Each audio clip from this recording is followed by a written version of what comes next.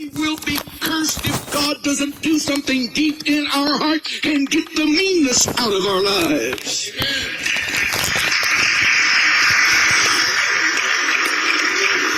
Having a form of godliness, but denying the power thereof. And these last words tell us how terrible this addiction is.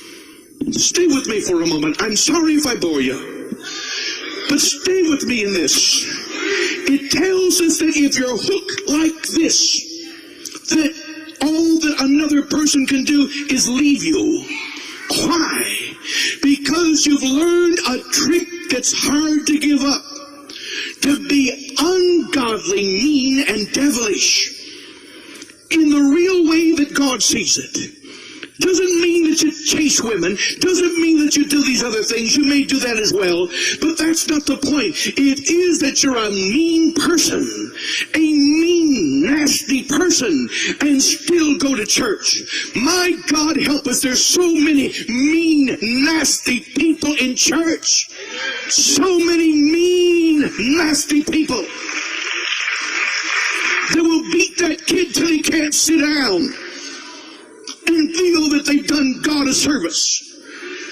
The mother will slap the kid until he's dizzy and feel that she's done God a service and said you had it coming. Do things that are terribly, terribly wicked, and we don't even know that they're wicked. The home becomes a depressing place. Our marriages are things of bouts where we beat each other up verbally and physically and don't even know we're doing something wrong. We believe the devil's been after us, but the devil is in us, and we need God to set us free.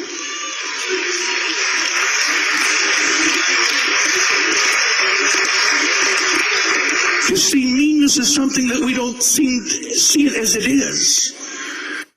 And life has a way of making us mean, frustrated, pressure. And the person that we should make their life so special, we are hard on them. They come around just when we're fed up. And they ask us a simple question. What are you saying? What are you trying to get across? We snap back at them, and we suppose that it doesn't matter.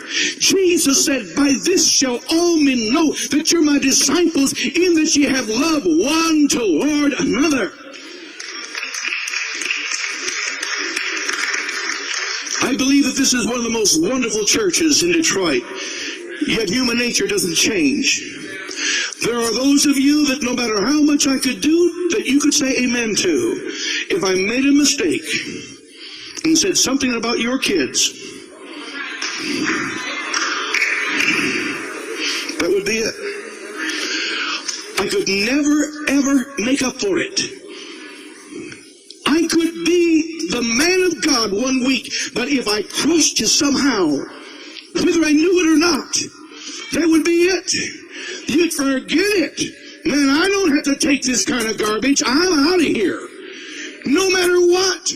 Why? Because somehow we are ministering to the wrong place. It's a man's heart that's got to be ministered to. It's not building a better choir or church or anything, but God build better saints. Make me a better person. Make me a better man. Jesus, change me on the inside.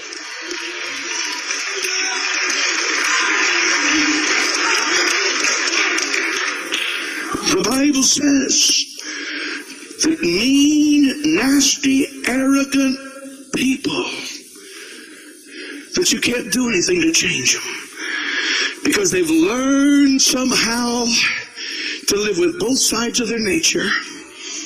They're able to live with that part inside that gets angry, frustrated, mad, and all of this. And at the same time look up and say, Jesus, I love you. We need God to deliver us. He doesn't come to judge us, but He comes to set us free. We inherit a lot of this without realizing it. It's not because we've chosen it, but it comes to us in ways of temperament, personality, exposure.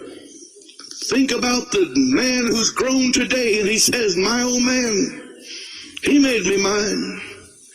He beat me and beat me good. My old man didn't put up with nothing. And he reaches over to his own child and doesn't realize how strong he is. And he shakes that child every way but loose. And that child doesn't know what's going to happen to him next. He said, I'll teach you. His dad has taught him how to be cruel, and he doesn't even know it's cruelty. Doesn't even know that it's cruelty. He's hurt in that moment. He doesn't even realize that. You need God to help you. So many things become automatic responses in our mind and in our attitude and personality. We need to be touched by God. We need to be changed by the Spirit of God. God, take the meanness out of me. God, take the meanness out of me. If there's anything that I've seen in the last few years, it's an awareness that if I don't pray, God, take the meanness out of me, it doesn't leave. And I've got to see it for what it is. I see it for anything else but meanness. I was waiting for Cheryl the other day. She was in the living room. I walked right by her and got in the car and thought, I'm going to sit here till she comes. We had to get to some place. You think some woman as old as she is, she's almost at least half my age, even by her account. So she would come out and get in the car and we'd go. I sat there and I thought, I'll wait 5 minutes more. Finally, I just laid on the horn to see how long it would blow before the battery ran down.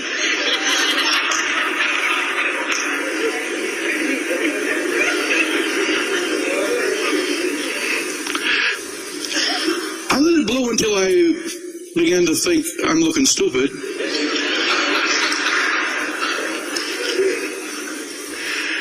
And I sat there a few minutes more. And I thought, well, I'm going to blow it one more time. And if she doesn't come, I'm going to go kick that door down.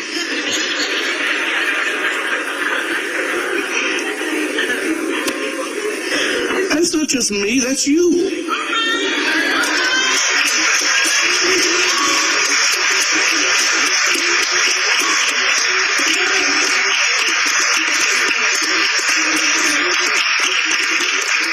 But it's time to realize that judgment begins at the house of God. Getting things right begins right here. We've got to trade in our meanness. We've got to get rid of it if we're going to be light and salt in this hour. We've got to say, God, turn me around. This is dangerous ground. I want to be free.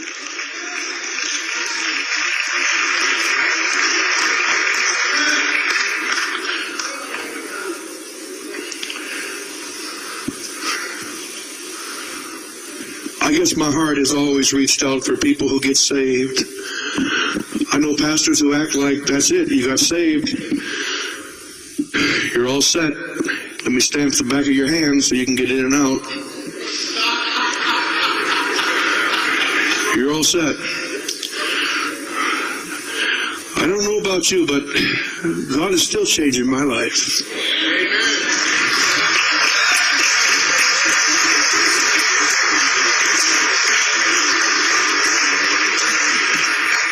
And I want him to continue.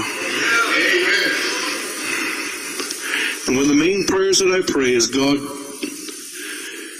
take the meanness out of me. There is a depressing thought. When he does that, he's still got something else to take out of me after that. He just goes down the list. I guess he'll probably take the show off out of me next. I was up working at the summer camp this last week. We got a little bulldozer. It's got pads on it 3 feet wide, which makes it where it can just about walk on marsh. It just would walk on anything. I dig in a pond with a little backhoe we have, and there's a neighbor there who comes over and helps me because he's retired. I said, when we get that pond finished, I'm going to pump the water out, and I'm going to take that little dozer, and I'm going to level it off just perfectly great so that when mothers bring their kids and they go wading so there's no drops at all. He said, I'd never put a dozer down in there. And I thought, I'm going to show him how smart I am. I took that dozer and I had part of it already finished. Measured the water, it didn't look too deep. I put that dozer directly toward the bottom of that pond. I nosed that thing over, and all of a sudden, I forgot to calculate for something. The water's all over the crawlers. I'm sitting in the seat. The water's up over the top of my shoes. The fan is kicking water up like a little geyser. And Smart George looked as stupid as he really was. There are certain times when you are so stupid there are no point in even praying. Either God's going to be merciful to you or he's not. You just don't even pray then. It's past that point.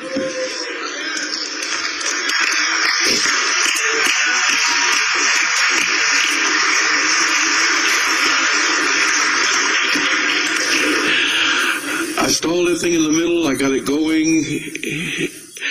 And I made a faith move, and I figured the only way to do it is go ahead. I finally got out the other side. I sat on that machine as nervous as I could be, threw my head back and laughed and laughed and laughed and laughed and laughed. Why? Because this is what we are.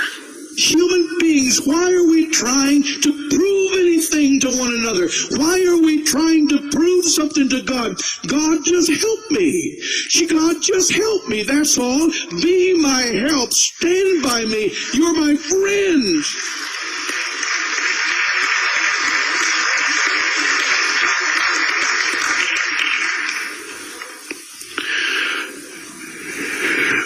God must give us a new heart.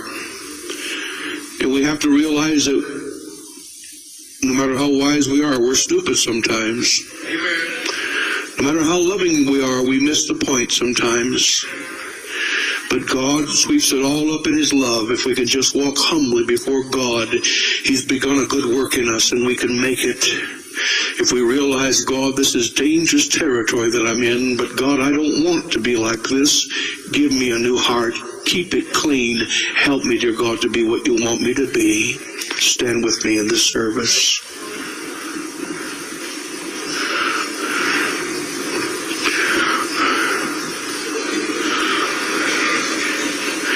Perilous times will come because people will get weird and self-centered and proud and covetous and arrogant. Dangerous times will come because man will find in his isolation contempt for others. But I tell you, that doesn't mean it has to be failure. God is a light. And he'll bring you through, and he'll help you to be blessed if you put your trust in God. God will take the meanness out of your life. God will help you. I want to turn to you today. If you need God to take the meanness out of your life, if you need God to just turn some things around in your life, I want you just to come and stand in the front of the church in closing.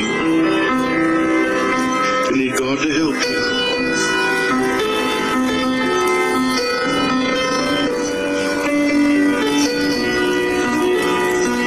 If there's anything that God's taught me for my own mental health, I can't be a phony. Mentally sound, I have to be honest. It's the only hope I have, is being honest. If I project what I'm not, if I aspire to a reputation beyond what I am, I'm at risk. I'm at risk. But when I just let God take George Bogle and do what he wants to in his life, I thank God that there's times of refreshing and repentance and change and help in life that comes from him, and I can thank him. God else at work. God is so good to us. God is so good to us. Don't fight for your superiority. Don't fight to maintain your integrity. Show your mercy on God. And say, God, I just trust you to bring me through. It's not over yet. You can help me. It's not over yet. You can bless me. It's not over yet. You can bring many sons to glory. It's not over yet. I know what God can do for you because I know what God's done for me. And I know what God is still doing for me. And I know what He will do for me. And I'm confident that He who's begun a good work in me will continue a good work in you. If you just be honest with Him. If you just say, God, take the meanness out of me. God, take the meanness out of me. God, take the meanness out of me. Sometimes the fight to survive and to win seems almost similar to the thing of meanness. It's just a struggle to make it. And if you're not careful, you almost feel like there's a curse word cropping up. There's something in the middle of the whole thing. Do you lay down and play dead? No, but you say, God, sanctify my drive. Sanctify my ambition. Sanctify my desire not to fail. Sanctify it, God. Keep it from getting corrupt. And help me, dear God, to make it the way you want me to make it. God, don't let me get mean. God, help me. Let us pray. Jesus, I ask that you be with each one of us today. I ask, God, that we could see the warning signs of danger, the things, dear God, that happen in our mind that show that it's dangerous ground that we're in. And God, keep us from this. Help us, Lord, in this moment to get more than religion, more, dear God, than church, more than even salvation. Bring us, dear God, to glory. Touch our lives and help us, dear God, we pray. I ask it in the name of Jesus. Oh God, take the ugliness out of us. Take the ugliness out of us. Dear God, I pray, take the ugliness out of us this day. Help us, dear God. Bless this people. You said you'd bring many sons and daughters to glory. You'd make them special. You'd transform them by the renewing of their mind. And God, I'm asking that your grace would be at work in this moment, and we'll thank you for it. We praise you. Thank you for listening to Night Vision with Pastor George Bogle. If you would like to support this